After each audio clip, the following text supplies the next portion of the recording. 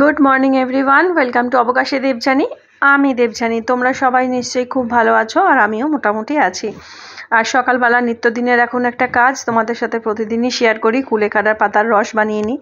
তো দুদিন একটু বন্ধ ছিল, কাঁচা রসটা খাওয়া হয়নি, তার বদলে স্যুপ মতো বা সবজি দিয়ে বানিয়ে নিচ্ছিলাম, তো তাই জন্য বন্ধ ছিল। তো সকালবেলা উঠে হচ্ছে প্রথমেই এই কুলেখাড়া পাতার রসটা খাওয়া হয়, আর তার খানিকক্ষণ বাদে ওই যে চা বসিয়ে দিলাম, এখন চা খাবো। আর আজকে একটু তাড়াতাড়ি রান্না করতে হবে। অন্যান্য দিন রান্নাটা একটু দেরিতে শুরু করি, কারণ আমাদের দেরিতে খাওয়া হয়। আজকে একটু তাড়াতাড়ি খেতে হবে, কারণ হাজব্যান্ডের ডাক্তারের কাছে আজকে যাওয়ার আছে, আর রিপোর্টটাও দিয়ে যাবে, তো সেই জন্য রিপোর্টটা দিয়ে গেলে তারপরে ও যাবে। তো সকালবেলা এখন চা বানিয়ে নিচ্ছি। আর আজকে টিফিনের সেভাবে কোনো ঝামেলা নেই, কারণ ওই আগের দিনকে তোমাদের সাথে শেয়ার করলাম যে পাউরুটি নিয়ে এসেছিলো, তো বললো যে পাউরুটিটাই সেঁকে দাও, আর ভারী টিফিন করব না, কারণ তাড়াতাড়ি ভাত খেতে হবে। তা বললাম যে ঠিক আছে। তো এই এখন চাটা ছেঁকে নেবো, নিয়ে দুজনে খাবো। আর প্রথমে না চাটাই নিয়ে গেছিলাম, তখন ও বললো যে না একসাথেই পাউরুটিটাও সেঁকে নিয়ে আসো। অনেক সময় একসাথেই করি, একসাথেই নিয়ে যাই, কিন্তু আজকে আলাদা করেছিলাম, তো আবার ও বলতে আবার সাথে সাথে পাউরুটিটা এখন সেঁকে নিয়ে বাটার দিয়ে এখন দিলাম। তো ওই ও খাচ্ছে বাটার দিয়ে পাউরুটি, আর আমি খাইনি বাটার দিয়ে। তো তখন ইচ্ছা করেনি, তখন আমার সকালে খালি মনে হচ্ছিলো চাই খাই। আর দেখো কুটুস কোথায় শুয়ে আছে। সকালে উঠে ওর বিস্কুট খাওয়া হয়ে গেছে, আমার হাজব্যান্ড ওকে সকালে প্রথমে বিস্কুটটা দেয়, খেয়ে দিয়ে আর এই পড়ে পড়ে ঘুমাচ্ছে আম গাছের গোড়াতে যে মাটিটা থাকে সেখানে। আর নিচের দিকটাতেও শোয়, আজকে আবার ওখানটাতে শুয়ে আছে। যখন যেদিকে পায়, মানে যেদিকে রোদ নেই সেই জায়গাটা, যেখানটা দিয়ে হাওয়াটা আসে সেখানেই পড়ে পড়ে ঘুমায়। সকাল 11টা-12টা পর্যন্ত ঘুমাবে, তখন ওকে তারপরে উঠলে আমার পায়ে পায়ে ঘুরবে, একটু খেতে দাও, তখন ওই ভাত খেতে দিতে হয়। আর তারপরে আবার যখন আমরা দুপুরে খেয়ে উঠি তখন ওকে আবার খেতে দিতে হয়। এই হচ্ছে ব্যাপার। মাঝে বেশ কিছুদিন না সকালে ভাতটা একদমই খাচ্ছিল না, আর সকালে বিস্কুটটা খায়, পাউরুটিটা দিলে অতটা খায় না, গরমের জন্যই হয়তো। আর এখন বেশ কিছুদিন না কাচাকাচি হয়নি, অনেকগুলো জামা কাপড় জমেছে। জামা কাপড় বলতে প্রতিদিনের তো জামা আমি ধুয়ে দিই, আর হাজব্যান্ডেরগুলো জমে থাকে। আর সেদিনকে এসি সার্ভিসিংয়ে মানে এসেছিলো, সার্ভিসিং করতে এসেছিলো, তো তখন ওই চাদরটা ধুয়ে তুলেছিলাম। তো ওইগুলো সব যেহেতু কাচবো, তা ভাবলাম আমার নাইটিগুলো সব কটা যেগুলো আমি পরি একসাথে দিয়ে কেচে নিই। তো এখন দেখো রান্নাবান্না বসিয়ে দিয়েছি, আর তার আগে সমস্ত ঘরটার পরিষ্কার হয়ে গেছে। আর সকালবেলা একবার তো স্নান হয়ে গেছে, আর স্নান করে ঠাকুর ঘরটা আগে মুছে তারপরে পুজো দিয়ে নিয়েছি। আর বৃহস্পতিবার আজকে, তো সকালবেলা ওই কাজটা সেরে নিয়ে তারপরে আবার একটু বেলার দিকে ওই রান্নাবান্নাটা বসিয়েছি। আর এদিকের ঘরটারগুলোও সব পরিষ্কার হয়ে গেছে, আর এদিকে ভাবলাম যে কাছাকাছি করবো, তো একদিকে কাছাকাছি হচ্ছে আর একদিকে রান্নাবান্না চলছে। তো আমার হাজব্যান্ড বলেছিল যে তেলাপিয়া মাছটা সর্ষে বাটা দিয়ে করতে, মানে সর্ষেটা কম কিন্তু জিরাটা বেশি, তো সেইভাবেই বানালাম। তো একটু রসুন ফোড়ন দিলে ভালো হতো, রসুনটা দিইনি, শুধু এমনি কালো জিরে ফোড়ন দিয়ে করলাম। আর ভাবলাম কি গাছ থেকে দুটো কাঁচা লঙ্কা এনে দেবো, বেশ ডোলে ভাতের সাথে খেতে ভালো লাগে। ও তো খায় না, আমি খেতাম, কিন্তু জানো ভুলেই গেছি গাছ থেকে তুলতে। আর একখানা বাটা মাছ দিলাম, বাটা মাছগুলো নাহলে আমার খাওয়াই হচ্ছে না। তো তেলাপিয়া মাছ আর বাটা মাছ একটা দিয়ে ওই মিক্স করে বানিয়েছি। আর মানে অনেক দিন বাদেই বলা যায় সর্ষে বাটা রান্না করলাম। কবে যে লাস্ট সর্ষে বাটা করেছি না ঠিক মনে পড়ছে না। আর সেই ইলিশ মাছের সিজনেই হয়তো হবে, বা শীতের সময় হয়তো কোনো সময় করেছি কিনা সেটাও মনে পড়ছে না। তো প্রায় অনেকটা দিন বাদেই সর্ষে বাটা দিয়েই বানাচ্ছি। তো আর বেশি কিছু আর রান্না করব না, মাছটা সর্ষে বাটা দিয়ে করলাম। তো সর্ষে বাটা দিয়ে রান্না করলে একটু তাড়াতাড়ি হয়ে যায়। আর এখানে নোটে শাক নিয়ে এসেছিলো, বলেছিল যে করলা দিয়ে করো, তো ওটা কেটে নিয়েছি। আর এখানে ভাতটাও উপর দিয়ে দিলাম, আর তেলের মধ্যে এখন একটু রাঁধুনি আর কালো জিরে ফোড়ন দেবো, আর দিয়ে ওই মানে উচ্ছে আর শাক সব একসাথেই দিয়ে দেবো। আগে না বেশ মানে রসিয়ে রসিয়ে বলে না রান্না, মানে ভালো করে করলাটা বা উচ্ছেটা ভেজে তুলে নিতাম, তারপর শাক দিতাম, তারপর নামানোর সময় করলাগুলো দিতাম। এখনও সব যাই না, একসাথে বসিয়ে দিই, সুন্দর হয়ে যায়, সব একসাথেই সেদ্ধ হয়ে যায়। আর এই শাকটা খেতে না এই গরমকালে খুব ভালো লাগে, তিতো তিতোটা স্বাদ হয়, ভালো লাগে। আর এই রান্নাটা বলা যায় আমি আমার বোনের কাছ থেকে শিখেছি, বোনের শ্বশুরবাড়িতে এইভাবে রান্না করতো, তো বোনের কাছ থেকেই শিখেছিলাম। আর এদিকে দেখো কাঁচা ধোয়া চলছে, আর আমি এদিকে রান্না বান্না করছি। আর আজকে কি হয়েছে, অনেকক্ষণ লেগেছে কাঁচা ধোয়া হতে ওয়াশিং মেশিনে, কারণ বারে বারে লোডশেডিং হয়ে যাচ্ছে। দেখছো শাকটা ভাজছি, লোডশেডিং হয়ে গেছে, ফোনের আলোটা আবার একটু অন করলাম, আবার কারেন্ট আসলো, মানে এই করে আজকে কাচতে দিয়েছি অনেকক্ষণ, মানে বারে বারে 3 থেকে 4 বার সকাল থেকে লোডশেডিং হয়েছে। তো এই থেমে থেমে কাজ হচ্ছে, কিন্তু এখন এই যেহেতু ওয়েদারটা ভালো, মেলে দিলে তাড়াতাড়ি শুকিয়ে যায়, তো সেই জন্য। তো আজকে অন্য সময় ডেলিকেটে দিই, আজকে ডেলিকেটে দিইনি, যেহেতু বিছানার চাদর দিয়েছি, তো একদম এটাতে দিলে না বেশ ভালো কিন্তু পরিষ্কার হয় চাদর টাদর যেটাতে দেওয়া হয় কাঁচা। তো আর যেগুলো সবকটাই সুতির জিনিস, নাইটি বা ওর যে পরার জিনিসগুলো, তো ওই জন্য দিয়ে দিয়েছি একসাথে। একটু সময় লাগে কিন্তু তবুও ভালো কাঁচাটা হয়।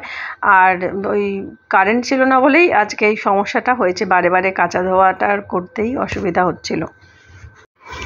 তো এখন এই শুকোনোর পালা। তারপরে যেহেতু সকালে স্নানটা হয়ে গেছে, তো ভাবলাম যে খাওয়া দাওয়া করে নিই। ও যেহেতু খেয়ে নিচ্ছে, না আমি তাহলে বসে থাকবো কেন, আমাকে বললো তুমিও খেয়ে নাও। তো চুনো মাছ করেছিলাম আগের দিন, একটু ছিল, আর সাথে টক দই আর নোটে শাক, আর হচ্ছে শুক্তো শাক বলা যায়, আর হচ্ছে মাছ। আর শাকটা এরকম ভাতের মধ্যে লাল লাল রং হয়, এই জন্যই বেশ ভালো লাগে খেতে। ছোটোবেলায় এই আনন্দেই ভাত খেতাম নোটে শাক দিয়ে।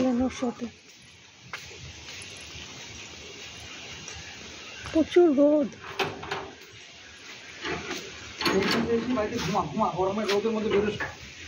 এই সব কাগজ নিয়েছ, সব কিছু নিয়েছ? ঠিক আছে, টাকা নিয়েছো তো? ওষুধপত্র লাগলে নিয়ে আসবো। হ্যাঁ কুটুর চলে আয়, আয়, ও হাওয়া দিচ্ছে।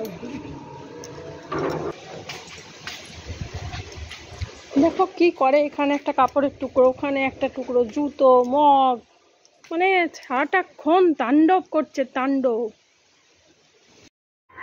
আকাশটা দেখো কত সুন্দর পরিষ্কার, একদম মানে সেই দুর্গাপুজোর মতো যে মেঘ সেরকম হয়ে আছে আকাশটা, একদম মানে ঝকঝকে আকাশ।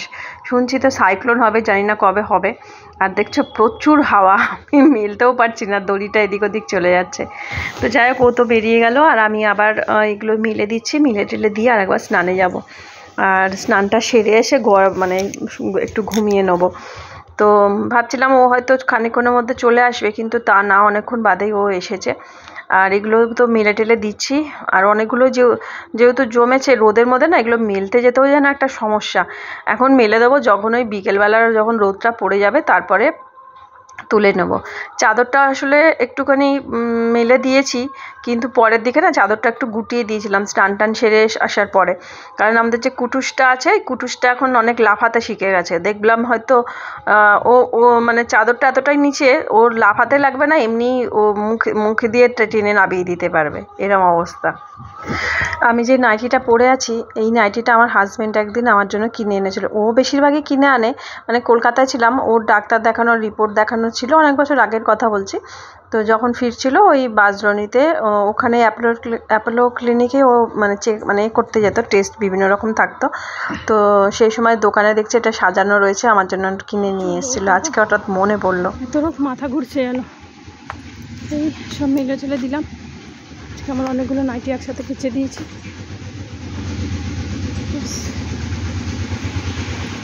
এখন বাজে 4:45, আর দেখো আমাদের উঠোনের অবস্থা, কে বলবে উঠোন পরিষ্কার ঝাঁটানো। দেখো হাজবেন্ডকে বকা দিই যে তুমি এগুলো করো না, কোমরে ব্যথা, সারাদিনে একবার ঝাঁটিও। এত পাতা পড়ছে না, মানে দিনে মনে হয় 4-5 বার ঝাঁটালে ঠিক হয়।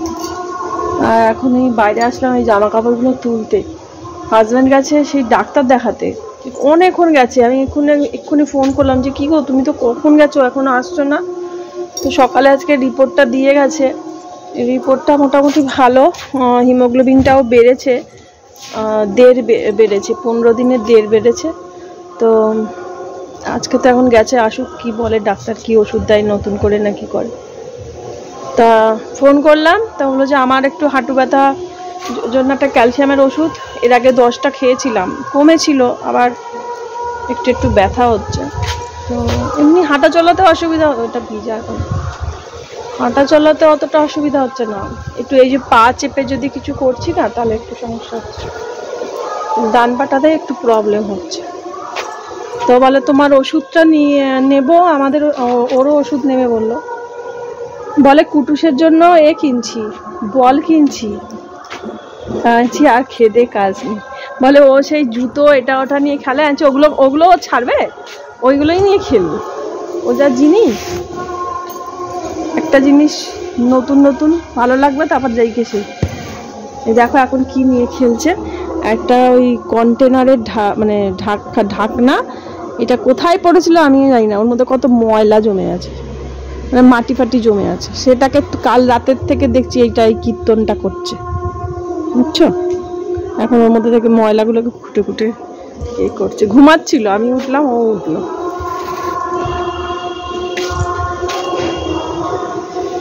ওয়াশিং মেশিনে যত ইচ্ছা কাচো, কোনো কষ্ট নেই। একসাথে মেলতে একটু অসুবিধা হয়, শীতকালে তো কোনো কষ্ট হয় না। ভাঁজ করাটা মেনলি প্রবলেম।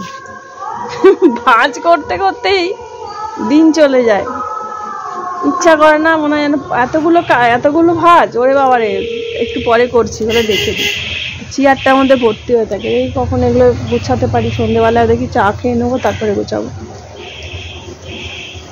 অনেকক্ষণ জেগেছিলাম, তারপর হঠাৎ কখন চোখটা বন্ধ হয়ে গেছে। আর এই যে গান হচ্ছে, আর আমি ভাবছি কি হলো, 5:30 বাজে, এখনো হাজবেন্ড বাড়ি আসলো না, কোথায় গেল? কারোর সাথে দেখা হচ্ছে না, কোথায় গেছে কে জানে।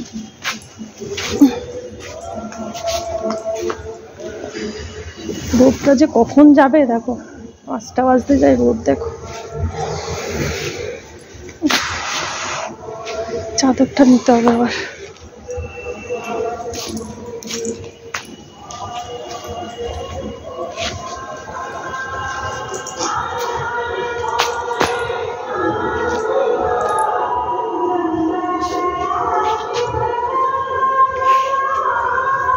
এটা সেদিনকে এসিটা করা হয়েছিল, সার্ভিসিং এর দিন এই চাদরটা তোলা হয়েছিল, কাঁচা হয়নি, আজকে কাচলাম। বাবারে, পাতার কি অবস্থা দেখো, উঠোনটা কবে যে বৃষ্টি হবে। এই উঠোনটা কালো হয়ে আছে, এত এখন সব আম গাছের মুকুলগুলো সব পড়ে গিয়ে ওর যে ডাঁটিগুলো সেগুলো দেখো কি অবস্থা। আর প্রচুর হাওয়া দিচ্ছে, এই কাণ্ড হচ্ছে। আজকে প্রচুর হাওয়ার চোটে এইসব হচ্ছে। আবার নাকি সাইক্লোন আসছে, কালবৈশাখীর দেখা নেই, সাইক্লোনের দেখা আসছে।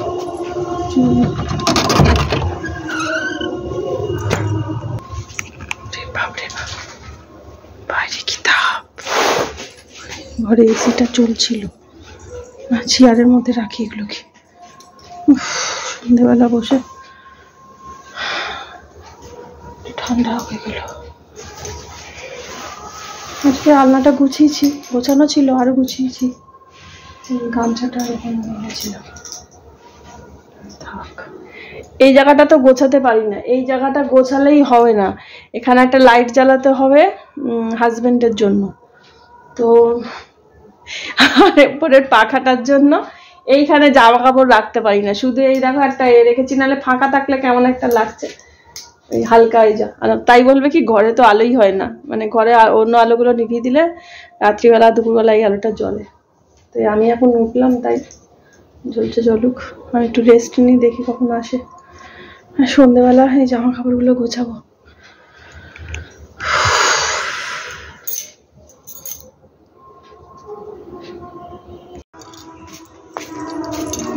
সর ওকে,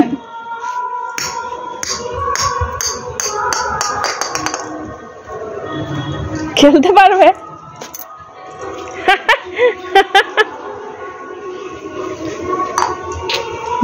ডিমের মতো, ভালো জিনিস পেয়েছিস, ডিমের মতো না? দে আমায়, দে আমায়, দে। এটা মনে হচ্ছে লাইট গো, কি ভারী বলটা। এই গলায় আটকে যাবে না তো? আটকে যাবে গলায়? খুব খুশি কুটুসি নতুন বল পেয়েছে। যা, হ্যাঁ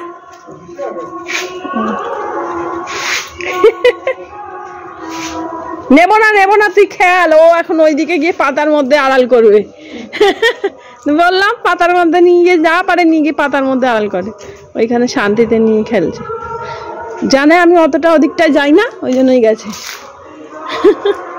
ভাবছে ওর খেলনাটা যদি আমরা নিয়ে নিই। এই বাটির ভাত খেয়েছে, আর এদিকে ভাত আবার ফেলে রেখেছে। দিবি আমায়? দিয়ে দে, এটা দিয়ে দে আমাকে, দিয়ে দে এটা। দে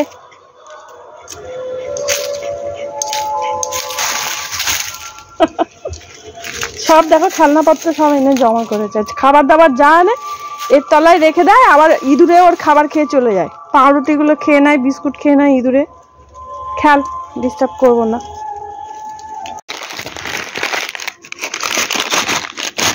আজকে দেখো দুটো সিঙ্গারা নিয়ে এসছে। আগের দিন বকা দিয়েছি যে কেন 3টে সিঙ্গারা এনেছো, বললো আজকে দুটো নিয়ে এসেছি, এটাই ঠিক আছে।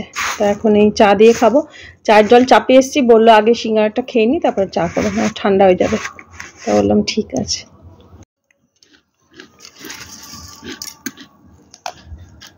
আর অনেকক্ষণ বেরিয়েছে সেই দুপুরে। তা আমি তুমি কোথায় ছিলে গো এতক্ষণ? ডাক্তার দেখিয়ে তারপর বললো ওষুধ আনতে গেছি। আর অনেকগুলো কাজ করেছে, আমাদের বাজারের দিকে চলে গেছিলো, ওখান থেকে জ্যোতি স্টোর্স থেকে আমাদের থিন বিস্কুট এনেছে, যেটা ছাড়া আমার চলে না এই বিস্কুট। তাই ও থিনই খায়, অন্য বিস্কুট আগে আমাদের কত রকম বিস্কুট আসতো, আমি সেটা এখন ভাবি মাঝে মাঝে। ও বলে এখন নিয়ে আসলেও না সেগুলো যেন খাই ঠিকই, অ্যাসিডিটি মতো হয়। কদিন খাচ্ছিলাম, বাবা মা ওরা এসেছিলো, জিরা বিস্কুটটা ভালো লাগছিলো খেতে, বিস ফার্মের, মানে ওই সুগার ফ্রিজের বিস্কুটটা হয় না, ওই বিস্কুটই আমাদের জিরা, টেস্টটা ভালো, কিন্তু খেলেই দেখতাম অ্যাসিড। সকালবেলা যদি খেতাম দেখতাম অ্যাসিডিটি মতো হতো। তার থেকে বাবা আমার থিনই ভালো, তাই জন্য থিনটাই খাই।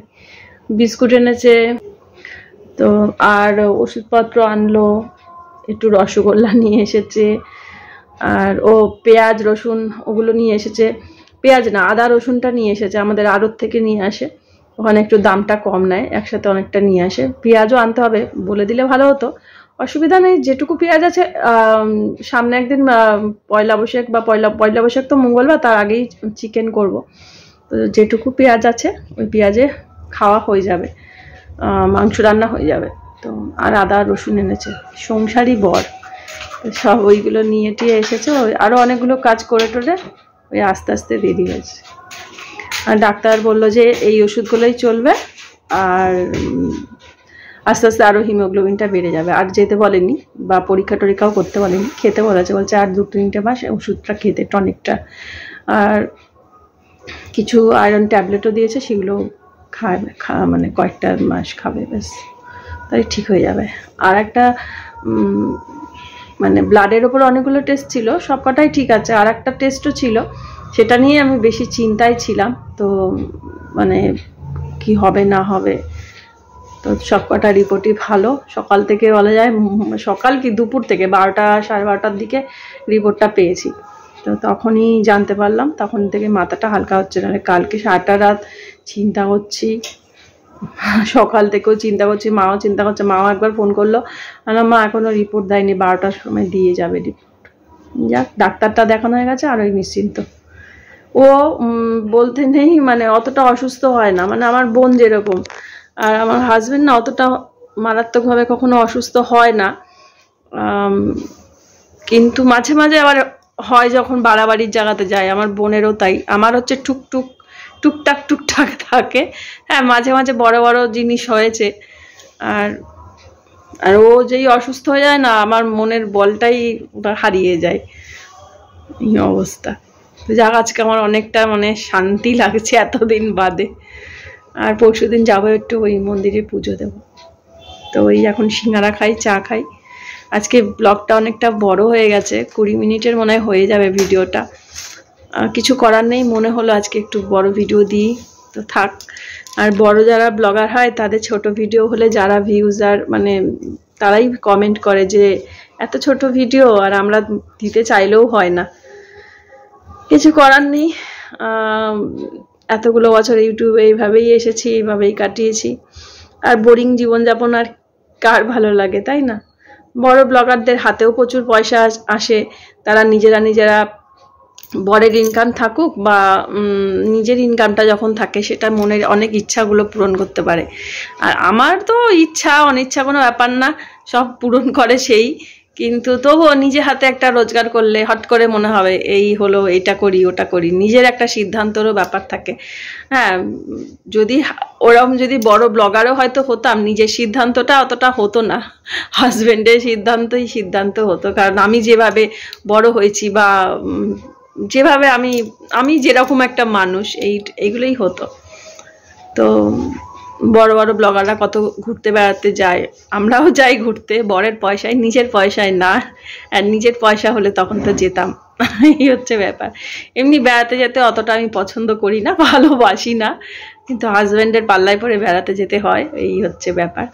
ওর আবার কোথাও কিছুদিন না বেড়াতে গেলে মনটা খুশখুশ খুশখুশ করে। তো আমি এখন বলি যে এখন আমাদের বয়সটা বাড়ছে, এখন ডাক্তারের জন্য টাকা পয়সা রাখতে হবে, সব খরচা করলে চলবে না। দেখা যাক।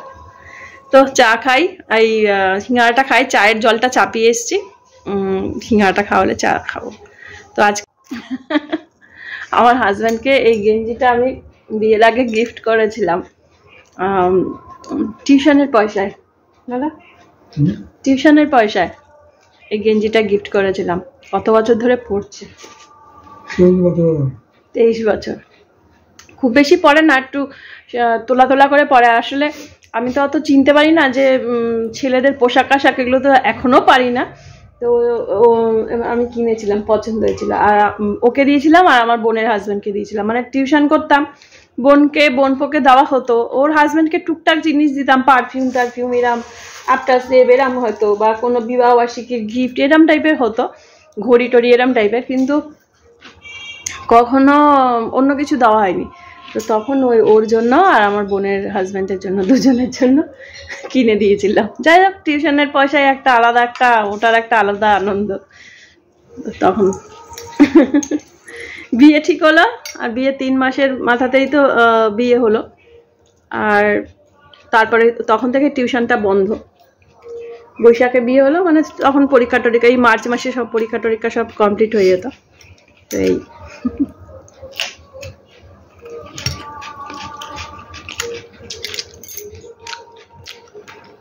আরো তাড়াতাড়ি সুস্থ হয়ে যাও, আরো তাড়াতাড়ি সুস্থ হয়ে যাও।